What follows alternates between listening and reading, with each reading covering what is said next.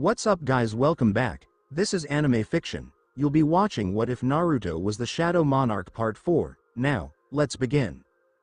The quiet moments we share are what bring us the most peace. My heart raced as I longed to make her mine, to claim her fully as my own. I could see the desire in her eyes as well. Juhi leaned in closer, her lips brushing against my ear as she whispered, "Let's." That's exactly what I was looking for. I picked her up one after the other. So, the next thing you know, we found ourselves in this high-rise building way up in the city.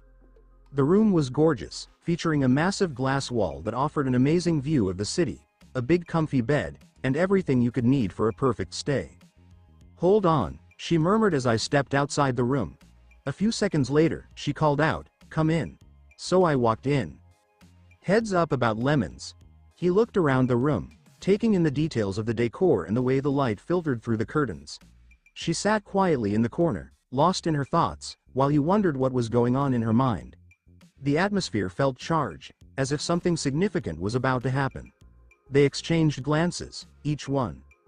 As Naruto stepped into the softly lit room, he couldn't help but notice Lee Juhi, who was waiting for him in black lingerie that perfectly accentuated her curves. So, the lingerie she picked up while they were out shopping together.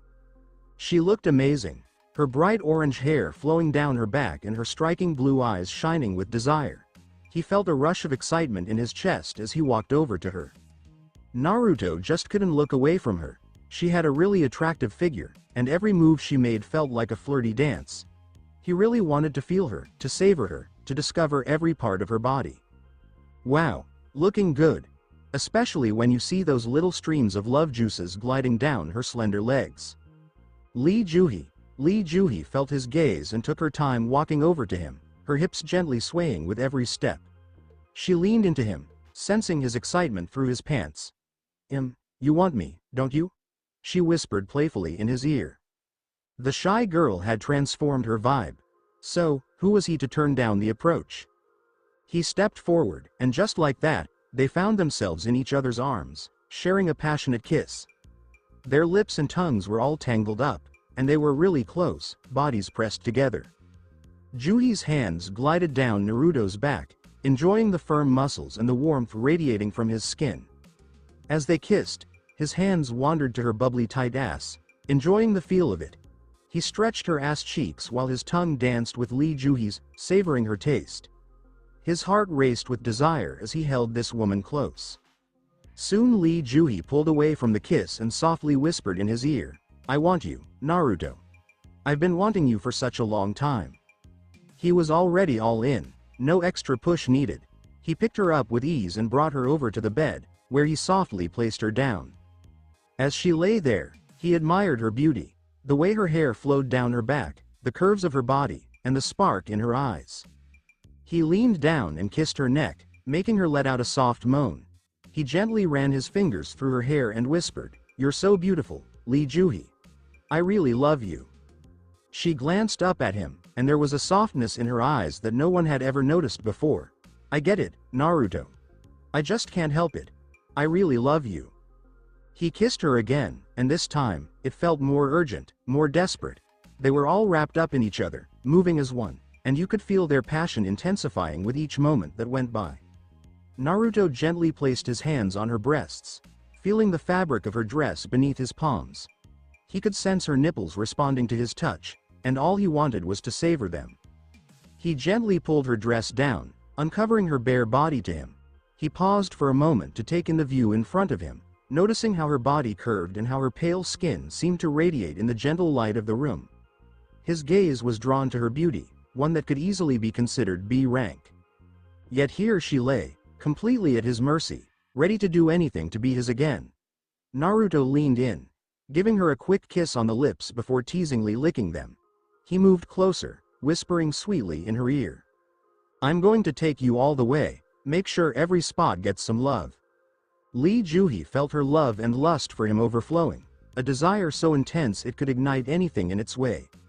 Lee Juhi's words were all he needed. Naruto gently kissed her forehead, then moved to her cheeks, placing soft kisses on them, marking them as his. After kissing both cheeks, he kissed her chin before looking at her perfect breast. Her huge size, along with those red-hardened nipples, really stands out against her white skin. He bent down and kissed her breasts, starting with one and then moving to the other. He gently took her nipple into his mouth, and she arched her back, letting out a soft moan. He took her right nipple in his mouth, playfully twirling around it and giving it gentle nibbles. Meanwhile, his hand explored her other breast, its size fitting perfectly in his palm. His fingers found her other nipple, holding it gently as he twisted and pulled it softly. "Absolutely, my love." Lee Juhee was trembling beneath him, her thighs brushing together, as her excitement flowed downwards. Her heart raced, and her desire grew stronger by the moment. Naruto didn't hold back as he continued to pleasure her, leaving her skin flushed and marked. After a while, he switched to the other side, his tongue playfully circling around her areola while he gently nibbled with his teeth. Lee Juhee's moans were definitely motivating him, so he kept exploring her soft curves, savoring every moment. He took both of her breasts in his hands and gently placed her nipples in his mouth, giving a playful bite as he pulled up, making her eyes go wide while she held onto his head. She rocked her hips, her legs shaking a bit before she finally settled down. Her eyes were a little hazy as she panted on the bed. "I just can't believe it." She quietly admitted that she had always thought of herself as someone hard to please, but now, with Naruto exploring her body, she realized what she had been missing. Naruto didn't give her much time to ponder as he moved down, his lips finding their way to her stomach, planting kisses as he went lower, marking every part of her body until he reached his destination. He slid his hand down to her thighs and softly opened them, revealing her to him. With a playful grin, Naruto tugged at the waistband of her lingerie. Check out Lee Juhee's stunning, toned legs. He noticed the moisture between her legs and felt the urge to taste her. But first, he planted 2 kisses on her thighs, savoring the sweetness of her body that he craved so much. He playfully ran his tongue along her inner thighs, teasing her with gentle kisses and soft nibbles. Her breathing got a bit uneven as he moved in closer and closer to her center. Soon, he made his way down her body, kissing and playfully nipping as he explored her most intimate areas. As he got closer to her honeypot, he could catch a whiff of her excitement, and honestly, it was the most captivating scent he had ever come across. He gently explored her, savoring her sweetness like it was a new experience. She felt so warm and inviting, and he just couldn't get enough of her. She let out a loud moan, and he could tell she was getting really close. He kept teasing her sensitive clit with his tongue, and she arched her back, letting out a scream of pleasure as she reached her peak. Naruto lifted his head, wiping away the remnants of her affection. He pulled Lee Juhee close again, turning her around so he could see her curves. She glanced back at him with a playful look, lifting her hips slightly and giving them a little wiggle. The sight of her doing that definitely stirred something in him. Hours later, Lee Juhee felt her energy fade, and she just collapsed onto the bed. Then, she was panting heavily, her mind went blank and struggling to think. Naruto let out a sigh as he glanced at Lee Juhee's collapsed body after that long, loud scream she had just let out. He took out his penis, in the heat of the moment. Lee Juhee felt a rush as everything blended together, a true reflection of their passionate connection. Lee Juhee was lying there, glancing at Naruto, and they both understood that this just wasn't enough.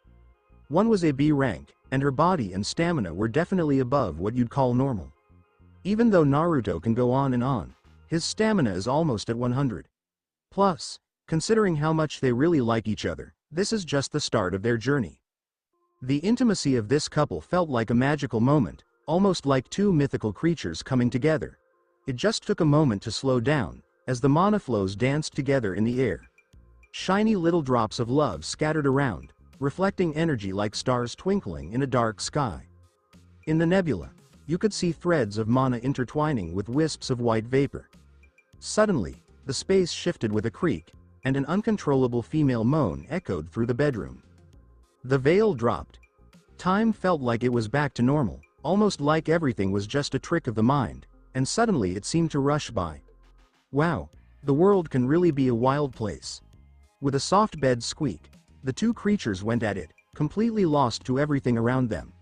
There are slaps and some pretty loud moans, along with claps and some wild growls.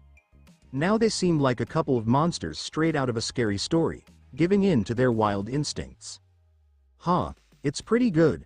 Naruto gave his girl a friendly pat on the back and then relaxed back in bed. Even though his strength was overwhelming, he suddenly felt the urge to take a break this time. Just for a few minutes, at least. Lee Juhee let out a little moan and finally collapsed, worn out. She was drenched in juices and semen, his scent all around her, and she was barely holding on to consciousness. Pretty good. She might really benefit from taking a break, too. She just couldn't keep it together anymore, and when she fell, things got even messier. And the seed just kept on flowing. That's really charming. Ah, peace and quiet, that same night, over in the eastern United States. Late into the night, Wang Dongsu, a key hunter from one of North America's leading guilds, Scavenger, got some surprising news just as he was getting ready for bed. Wait, are you telling me my older brother is dead? How's that work? Can you break it down for me, nice and easy? His older brother was named Wang Dongsuk. The person on the other end mentioned that the man had lost his life in a C-rank gate. Hung's main team of 8 members all died, but 2 others got out alive? And those 2 were a D-ranker and an E-ranker. Something was fishy. The older brother he knew would not risk his life for a weakling. On top of that, they were filler members. There was no fucking way. But here it was, his brother and his C-rank teammates had died, and the D and E rankers had lived. There appears to be an issue. Wang Dongsu's gaze intensified. Despite being scouted by a renowned American guild and currently residing in South Korea, Wang Dongsuk remained a dedicated older brother who provided unparalleled support throughout his life. While he may not be regarded as a virtuous individual, he certainly fulfilled the role of a supportive brother.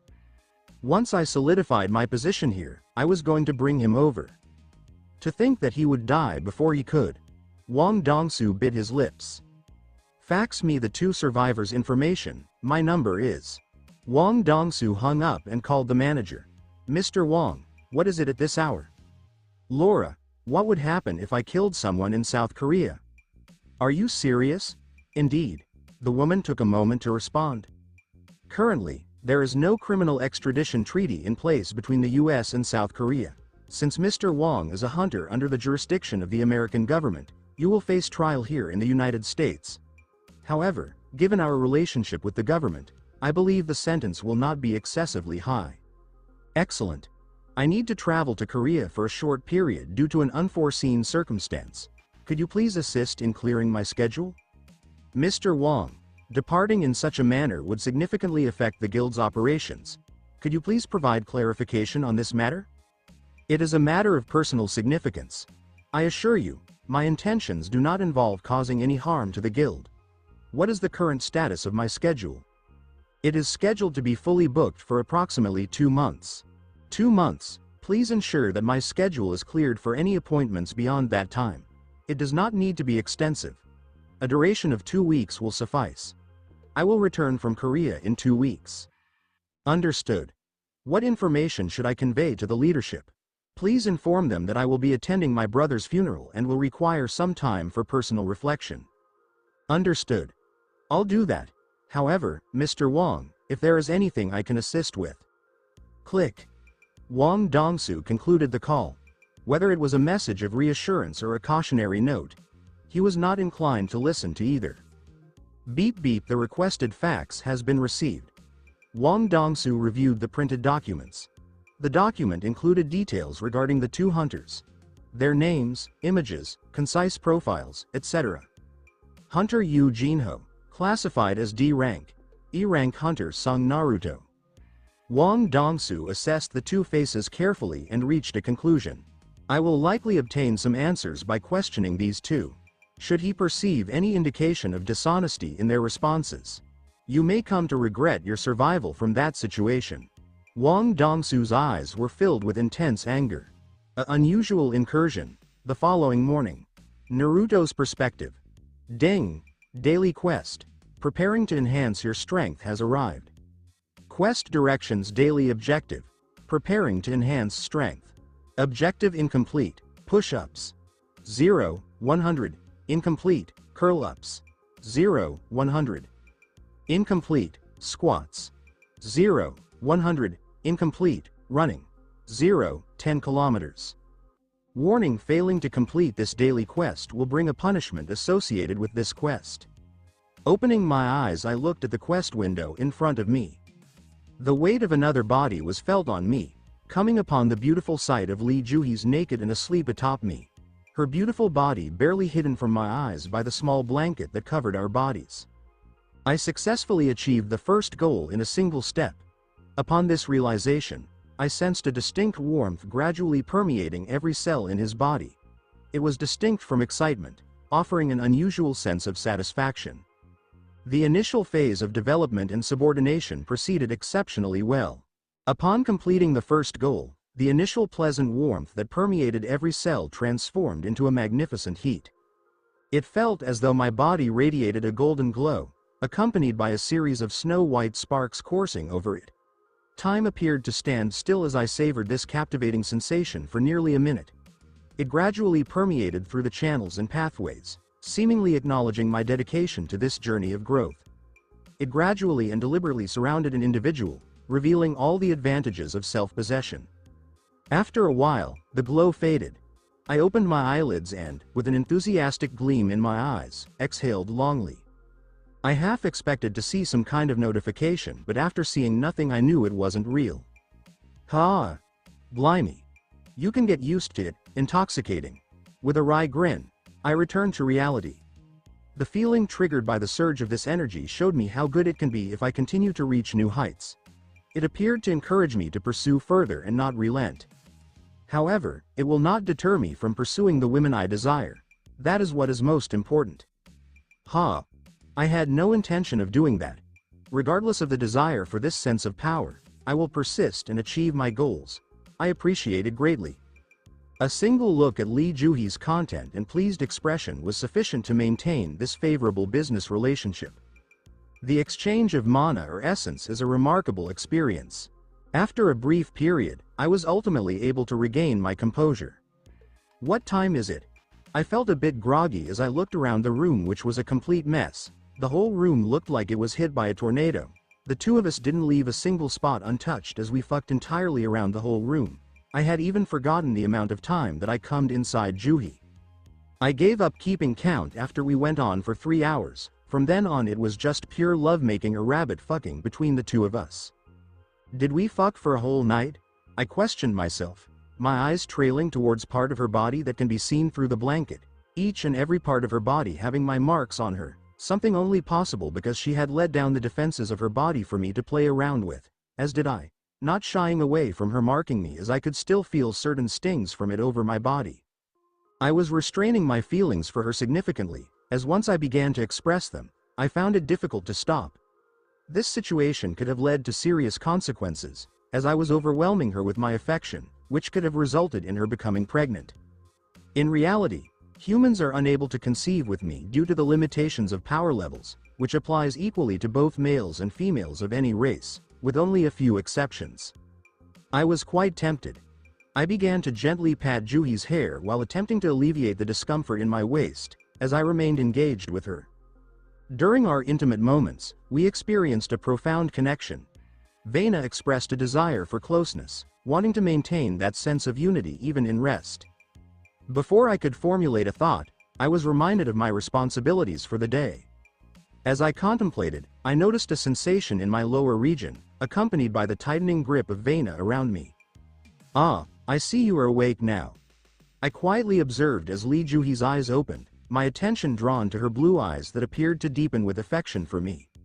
"I find myself continually drawn to this," Lee Juhi stated as she stood, her figure becoming apparent, adorned with the marks I had left, a testament to our clandestine relationship. Her alluring silhouette drew my attention as I gently engaged with her, my fingers exploring her form with care. "I apologize, but I cannot proceed today as something urgent has arisen," I stated as I carefully positioned her on the bed. I deliberately overlooked her gaze and promptly proceeded to the bathroom to attend to my personal hygiene. I exited the bathroom dressed in a new set of attire. As I observed her, it was evident that she continued to glare at me. With a smile, I approached her and gave her a gentle kiss. "You know I wouldn't leave if it weren't urgent. It's about the gate." Upon hearing this, her expression softened. "And don't worry about leaving. You can rest here, as I've booked the room for 2 for 3 nights. In a few hours, room service will arrive, so feel free to eat whatever you like and rest. I will return soon, I assured her, and a bright smile spread across her face as she nodded in agreement. After spending a few minutes with her, after bidding farewell to Juhi, I departed from the hotel on my way home. I commenced today's daily quest. It was early morning. I returned home shortly thereafter. The appearance of the dilapidated apartment came into my view from a distance. I resided on the 9th floor. I walked past the parked cars and made my way toward the building when an elderly voice called out to me. Individual residing in Unit 902.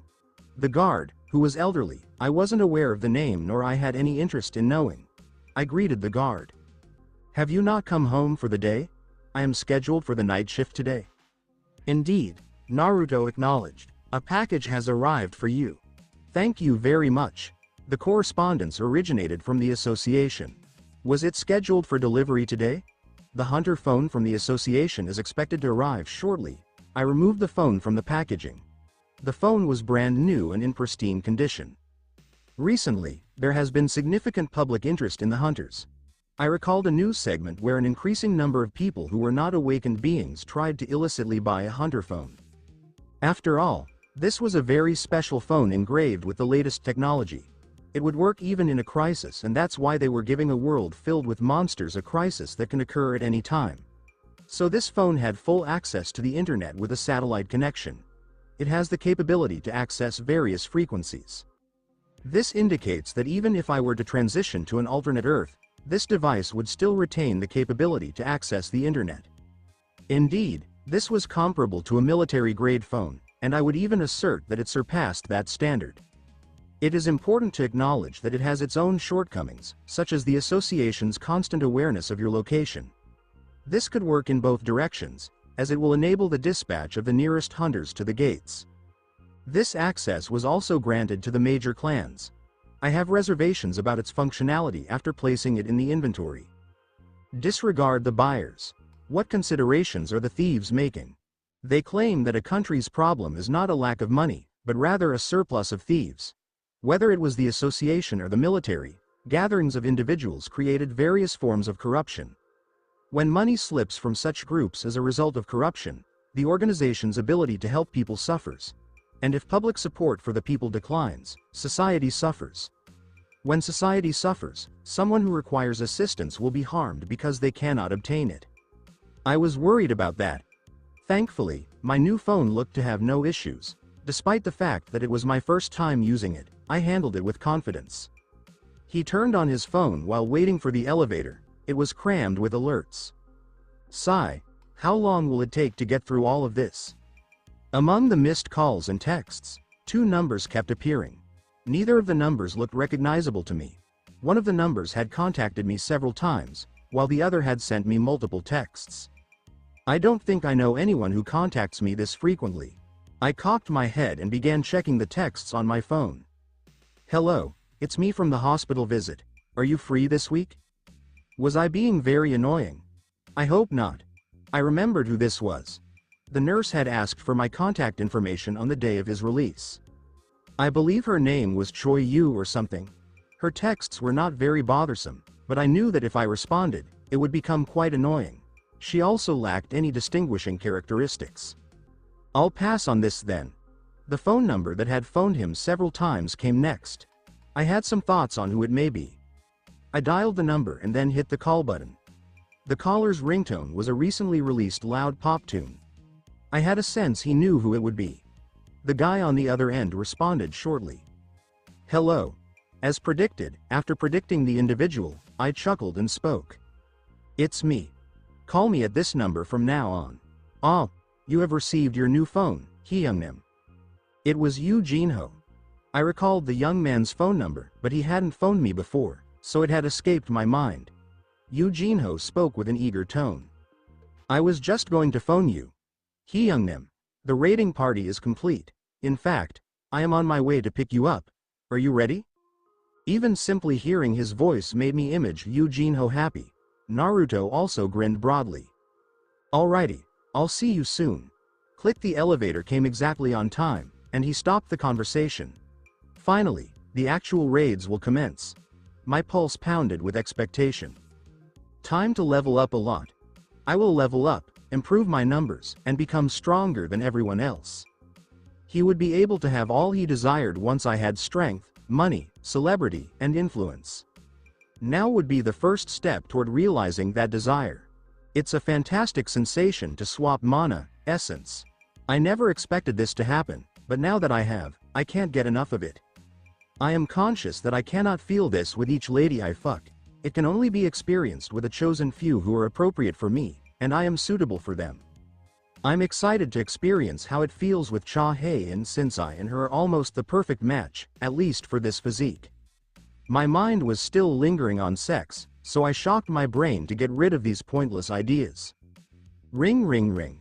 Again a new disturbance. I picked up the phone and discovered it was Yu Jinho. He stated outdoors, he was waiting for me, and because I felt rejuvenated, I headed outdoors. A huge vehicle was waiting for me out front. The driver's seat window rolled down. Yu Jinho was the possessor of the cheerful face. He Youngnim. Get in. Yu Jinho smacked the side of the automobile. I anticipated a Benz when Yu Jinho came to pick him up personally.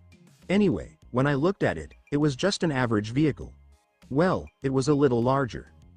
Aren't you a second-generation Chable? Well, I thought bringing my automobile would help us be recognized. I purchased this one for use in our raids. I saw the automobile was clean and gleaming. He must have purchased it very lately. The young man arrived to pick him up early in the morning and had even purchased a new automobile to avoid being recognized. Yu Jinho's preparations were extensive. His hopes for this partnership were very high. Yu Jinho misunderstood my inspection of the new automobile for something else. Is this not satisfactory to you, Hyungnim? No, that is good. It's simply a car, and I enjoy the notion of not bringing costly vehicles. Naruto cut him off and sat in the passenger seat. Aw thanks, we're off, Hyungnim. Yu Jinho sang merrily as he drove, excited about receiving accolades and the official commencement of their raids. After some time, they came to an empty lot. Screech. Hyungnim. This is it. There were 8 hunters waiting at the promised spot. The gate behind them was large, especially for a C-rank gate. That meant it was a C+ gate. The waiting hunters approached me and Yu Jinho, who had gotten out of his vehicle. Neither of them were typical. Others of them appeared to be having difficulty moving, while others appeared to be patients, and others even resembled an alcoholic. There was also an underage girl, whose age would prevent her from being accepted by the association or the guilds. She looked to be in high school. And I was certain she was Jinna's acquaintance. Is it okay to bring that one? I went ahead and sought legal advice. There is no legal reason why she cannot join us. It's going to be a major issue if she gets wounded. I nodded. That should be okay then. There was no way she could be wounded because I and Yu Jinho would be the only ones who entered the gate. The assembled hunters would only be utilized to meet the gate's minimum headcount requirement. The other hunters were fully aware of this. Despite having their hunter licenses, they were unable to work as hunters for a variety of reasons. They quickly accepted to be recruited as filler members after living an average life for those reasons. Yu Jinho moved forward. My name is Yu Jinho. I shall be the raid's leader, and this is our main gun, or should I say nuke, Hunter Sung Naruto. He's the only other person that will accompany me inside the dungeon. The rest of you can simply wait near the gate until we return.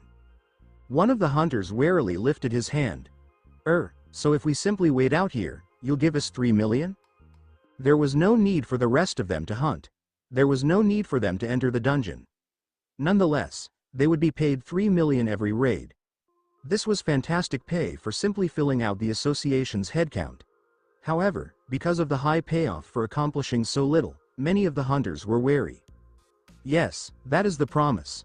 Yu Jinho's lungs strengthened, and his gaze got serious. There's one condition. You must not discuss anything you see here with anyone.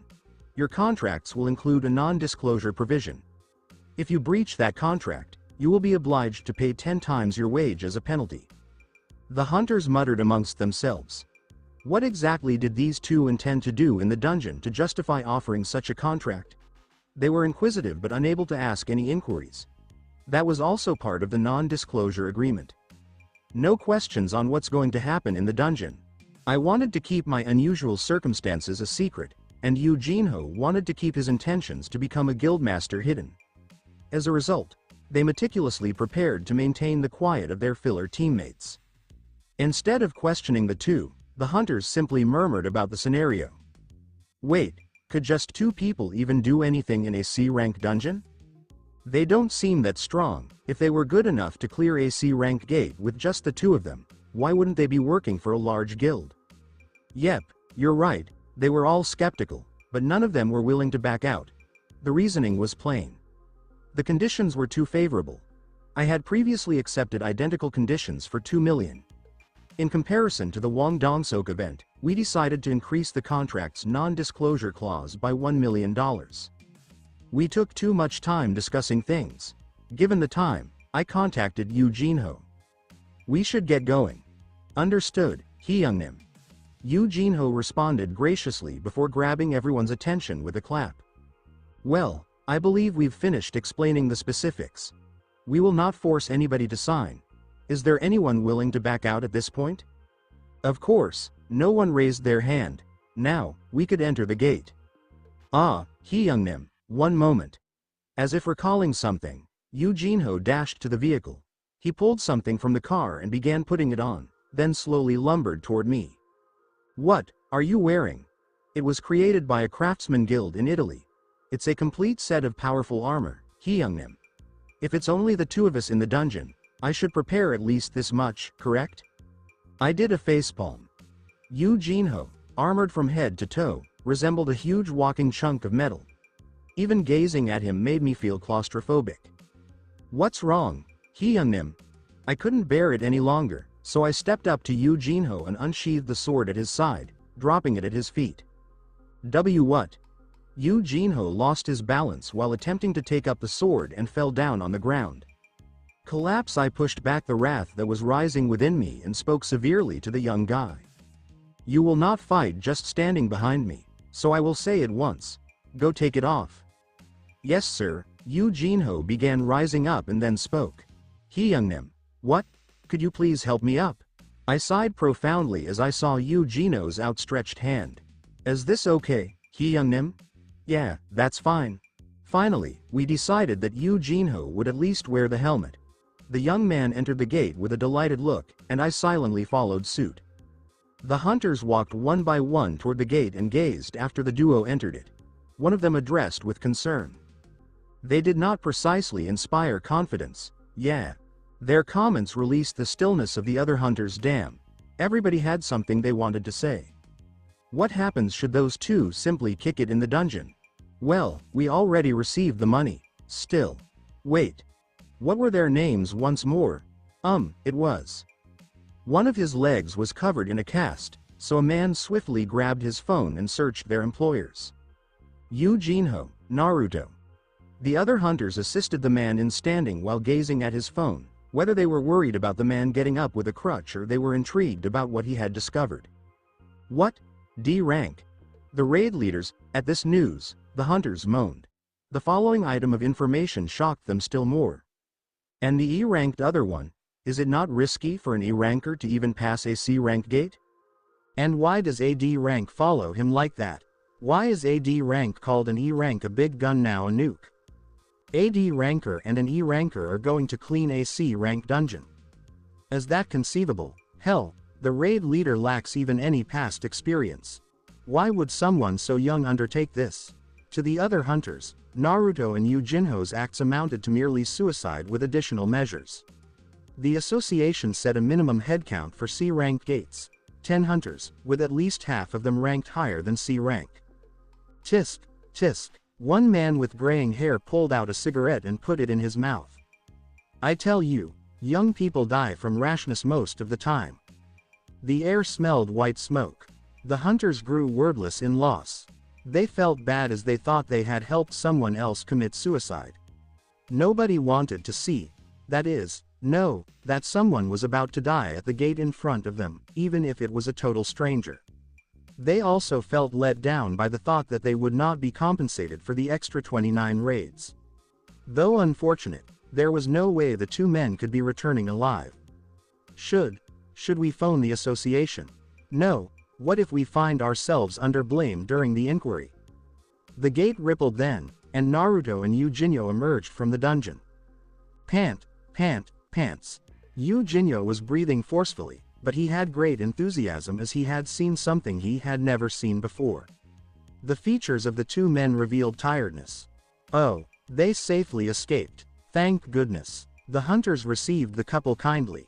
The hunters had assumed the duo wandered aimlessly at the entrance and managed to flee since they were in the dungeon for little time. The hunters' faces then began to change, though, quickly. A yell went up from someone. The gate is shutting. What? Every one of them turned toward the gate. Holy stuff. It is. They removed the boss. The gate was rippling and blurring, indicating its shutting as it always would have done when the boss was removed. The hunters opened their lips in shock, but Naruto silently stepped away from them and asked Eugenio. Where is the next one? Hyungnim. It's about an hour's drive from here. Let's go. Eugenio and Naruto settled in the vehicle. Watching their backs, the hunters were expressionally foolish. Eugenio yelled after the other hunters when he realized they were not going. Let's head kindly, Hunter Nims. Today we have to cover 2 if not 3 more gates. The other hunters opened much more widely. The middle-aged hunter with the graying hair hardly knew his cigarette had dropped out of his open lips. They're going on another raid and just wrecked a C-rank dungeon. And aiming to attack 2 more. He was not the only one thinking through things. Every other hunter was thinking in a similar vein. Just exactly what are those 2? Quote. Days 1. Narayan point of view. The army of zombies came forward. Hung Nim, here they come. Right. Since I still required some more talents to be a decent physical attacker, the first one I cleared with magic was time to do it with a knife. Any power is for the fact of the issue, and Terry's would not descend with simply magic alone. I slid elegantly between the oncoming zombies. Heads of zombies dropped on the ground as I passed them. Their numbers started to drop rapidly. One dropped out. Stab. Groove. The usual electronic tone rang as I pierced its chest with the blade. Ding. You now level. Sweet, one more level, and with this I am 4 levels below 50. Eugenio clapped fast in wonder as seen from the rear. Hyungnim, you really look amazing. The magical core. Okay. Right. Eugenio got right to pack the magic cores inside his suitcase. The electronic tone I could hear then persisted long after the level up announcement. Ding Sim. Your new ability is Vital Stab, LV. 1.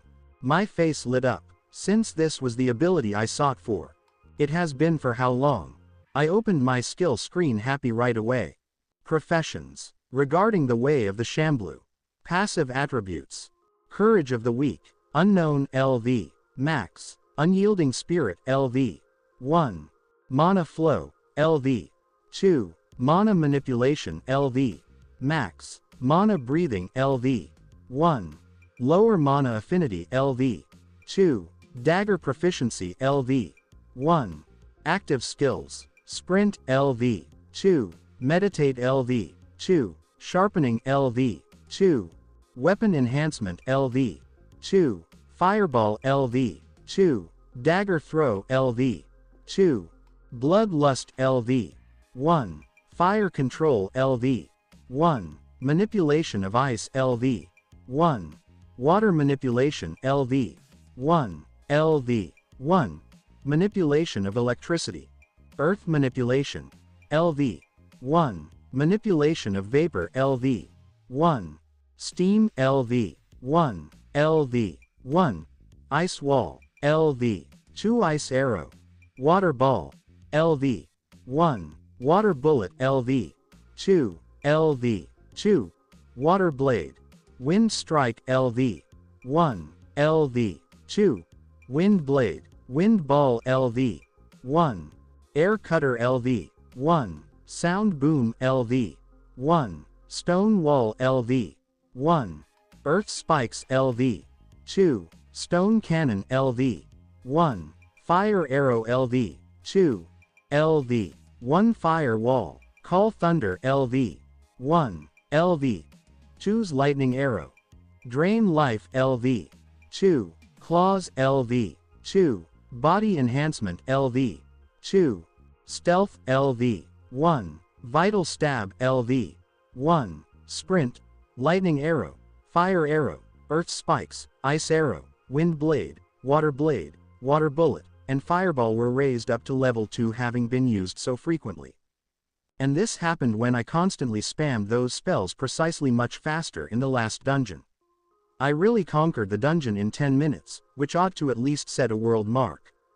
I utilized a skill quicker than it levels up, hence when the boss fell I spent the remaining 1 hour blasting the spells to level them. Furthermore, I cannot show the world what I am capable of before I attain S rank because their potential for devastation makes me unable to utilize them outdoors. Thus, dungeons are the ideal venue for developing talents as well as for grinding levels. I am therefore always applying the ability Body Enhancement. And it leveled quickly as well. Ding. Improve your body. Level 2. Rank Unique A++. Active skill type Mana cost 200 megapixels plus 20 second. Area of effect none. Cooldown not 1. Damage none. Effect your humanoid body's inner structure working has been well grasped after learning and mastering. So by letting the mana into every muscle in your body and cell, enabling them to be more resistant to tearing when contracting, and bones, you have developed the talent Body Enhancement. After activation it enhances in every stat except mana and health by 2%. Spending 20 mana per second keeps you maintained. The increase will be more the more skilled one is. Maxing the skill will teach you the Reinforcement 1. Rather remarkable ability with a 2% increase in every statistic except mana and health. Ignoring my mana stat will cost you a lot. Also maximizing would provide me a remarkable ability. Strength. By the name alone, I can immediately suggest that Nasuverse has somewhat well-known expertise. Like Body Enhancement, it's just better. And it's not constrained by tools or body either. No, the ability could help anything from a stick to a pan, from a printer to a pistol to a bullet to a motorcycle to a ship to a jet to a house. It may be anything, and the only restrictions are your mana, and you have to be aware of the underlying dynamics of things you are going to support. Although it sounds far-fetched, in fact it is not. You just have to know how a rifle fires, what a bullet accomplishes, how a home is constructed, how a propeller spins, how a motor pumps, and so on. Mana essentially fills in molecular structures' voids. This strengthens the object's physical shell until reality breaks down the mana. Of course, if you pump too much mana into a physical thing, it produces a dramatic disruption of molecular bonds which results in the item falling apart at its weakest spot, or merely explodes if the item has no clear molecular structural defects. But as a cheater among the best ones, I would simply have to consider it with broad understanding of its structure. The proper quantity of mana would be handled by the skill, so it won't be occurring to me. And I developed an active skill, Vital Stab. This is very lovely. You have run out of mana. The Body Enhancement will be postponed. Bummer, and exactly like this, my mana runs out frequently from this ability used repeatedly. Same with Stealth skill, but naturally I don't give it much thought as my mana runs out in 5 minutes as I heal slower than I consume mana. Less than 5 minutes implies. Ding. Your running has worked your legs. Skill. Sprint. Has advanced. Swift. Level. 02. Rank. A+, rare. Style of skill. Active. Mana cost. 5 + 1 minute. Area of effect. None. Cooldown. None. Damage. 40-degree increase in speed. Effect. Turn on to boost your 40% movement speed. Costs 1 mana every minute to keep. The movement speed boost increased. The ability had improved from a 30% to a 40% increase in movement speed. Even a 10% increase is rather significant. After body magic, after all, Sprint was my most often utilized ability. You'll deal more damage when you use a dagger. It looked like, since he had only been using a dagger all this time, I ended up getting a skill that was all about daggers. There are definitely a few skills I'm still looking to pick up, like double welding, power strike, double strike, elemental strikes, dominating blow, frenzy, blade flurry, and a whole bunch of other cool stuff. Next up, we have a bunch of skills like fighting and assassin techniques, hunting mastery, killing mastery, and psychological mastery. There's also body language analysis, combat perception, and intimidation mastery. Don't forget about killing intent, poison artillery, and poison weaponry. Plus, there's power perception, shadow camouflage, weakness detection, critical impact, and weakness strike. And how can we overlook all the different kinds of weapon proficiency, not mastery, just proficiency? Absolutely, I'll stick to casting my magical spells from a safe distance instead of jumping into the fray. That's what my army is for. That's what being a necromancer is all about, fighting from the back and letting your army take charge on the battlefield. But I can't overlook my physical strength and weapons, since a lot of things and powers can counter magic. It seems like using other weapons won't be as effective now, but I really enjoy picking up the proficiency and the extra skills that come along with it. On the flip side, using a dagger is going to be more effective than ever. On top of that, I had gotten pretty comfortable using a dagger, and it looked like he wasn't planning to switch from Kasaka's Poison Fang anytime soon. But there was really no way to improve proficiency. Finally, I checked out the other new skill and found it pretty interesting. Ding! Vital Stab, Level 2, Rank, Rare, A+++. Type of skill, Active. Mana cost, 70. No area of effect. Cool down, no. The damage depends on the dagger-specific skill and varies based on which part of the body the player hits. Stab the enemy right where it hurts for some serious damage. There's a great chance that your skills will evolve as you level up. You've got the hang of striking effectively. This was a skill specifically for daggers. Here's a method to hit with precision. You know, it just hit me that the last move I pulled on Kong Taeshik and the one I just used on that evolved zombie felt pretty similar in my hand. It's kind of satisfying, I guess. As soon as I plunged the dagger in, I could feel it in his hand, like a clear sign that the fight had come to an end. Or that rush you get when you cast your final spell. So, that was Vital Stab. It's pretty cool that by using the skill over and over, I could find new skills along the way. My heart was pounding. After all that mindless slashing and stabbing with the dagger, getting an official offensive skill felt like stumbling upon water in the middle of a desert. That's awesome. Time to level up and pick up some new skills. This is a solid beginning. It's day 2. You've leveled up. The new offensive skill really sped up the hunting process a lot. Just using your hands to throw spells in another one. You've leveled up. Got one shot. Got one kill. Whenever I used Vital Stab, a magic beast would go down. Yu Jinyo watched every kill with his eyes wide open. I'm here to help. What do you need assistance with today? Yu Jinho's perspective. Where was he hiding all those skills and spells? Spells I've never even heard of before. I always thought you could only learn spells from one element. What exactly were Hyungnim's abilities capable of? Yu Jinyo was just blown away. He started to wonder what Naruto's real rank was. He took down C-rank hunters without breaking a sweat, and in the last dungeon, he handled a B-rank monster like it was nothing. He just tossed out spells one after the other, and boom, it was over in 2 minutes. So, he would just casually toss out spells after taking a quick 5-minute break, and he'd do this right when the dungeon was on the verge of collapsing. So, in the next dungeon, he'd just do the same thing, taking out every beast without even breaking a sweat.